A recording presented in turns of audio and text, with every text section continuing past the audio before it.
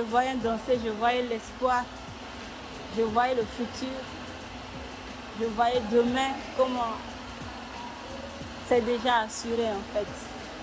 Si jamais on arrive à amener ces enfants jusqu'au bout, c'est que le futur est assuré. Ce projet, comme j'ai l'habitude de le dire, n'est pas que caritatif. Ce n'est pas un projet de bonne charité. Non. C'est un projet qui est tout d'abord artistique et aussi très social. Et donc du coup, pour moi, c'est des enfants qui ont beaucoup de choses à dire. Être indexé par la société, c'est quelque chose qui peut créer beaucoup de colère en nous. Et donc du coup, comment faire sortir cette colère sans que ça soit contre la société, cette même société? Et c'est ce qu'on essaie de faire en leur apprenant à danser, à exprimer des émotions à travers leur corps.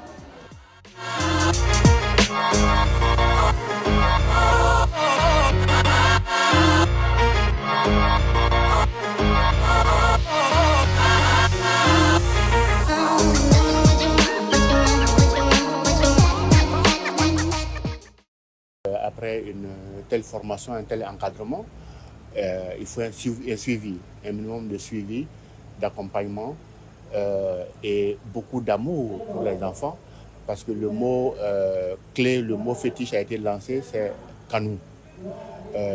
On sait comment Bibata elle-même danse avec amour et son amour pour la danse.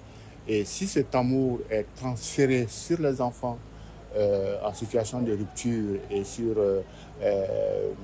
les enfants qui sont encadrés, je pense qu'il peut y avoir un retour des enfants qui vont également avoir beaucoup d'amour pour Bibata et pour son association. Et ça va faciliter l'encadrement et l'écoute, parce qu'il faut beaucoup d'écoute et établir une confiance entre les gens.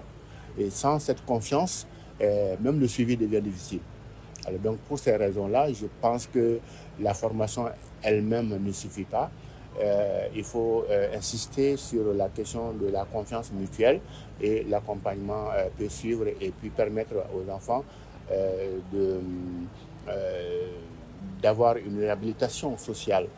Et cela est important parce que le but d'une telle formation, c'est donner une sorte de réinsertion ou de réhabilitation sociale aux enfants. Si on est en train de leur apprendre à s'exprimer à travers leur corps, c'est aussi une façon de leur apprendre à dépenser cette énergie ou cette frustration qui est provoquée par cette même société-là en eux.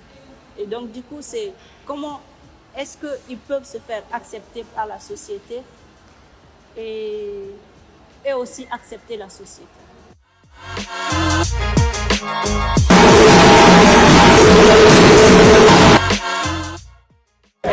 Foyi tun bɛ bolo ko a diyara ne yɛrɛ de parce que ne kun b'a bila n kunna n tɛna se k'a kɛ n nalen kɛnɛ kɔnɔ courage donna n na n ye force ta n y'a kɛ a diyara n ye trop wala ne Ayidanso cɛ n'a muso bɛɛ fo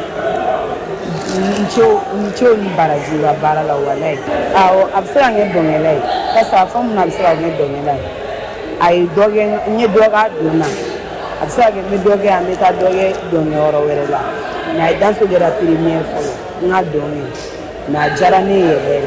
Par rapport à moi, mon vécu, par rapport à tout ce que j'ai passé, comme ces vies de situation de rue, c'est par rapport à ces projets, à ces initiatives concrètes qu'on vient de voir, par rapport à la danse, c'est la danse qui m'a changé. C'est la danse vraiment qui m'a donné le vouloir de parler devant vous aujourd'hui, de parler de ma vie, de me parler de mon vécu. Moi, je pense qu'il y a un moment donné, l'environnement change la personne.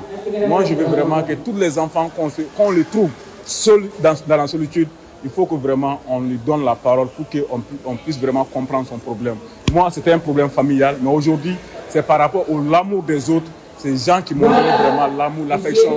C'est pour cela que je suis devenu aujourd'hui l'artiste et vraiment qui sont au bout de ce projet.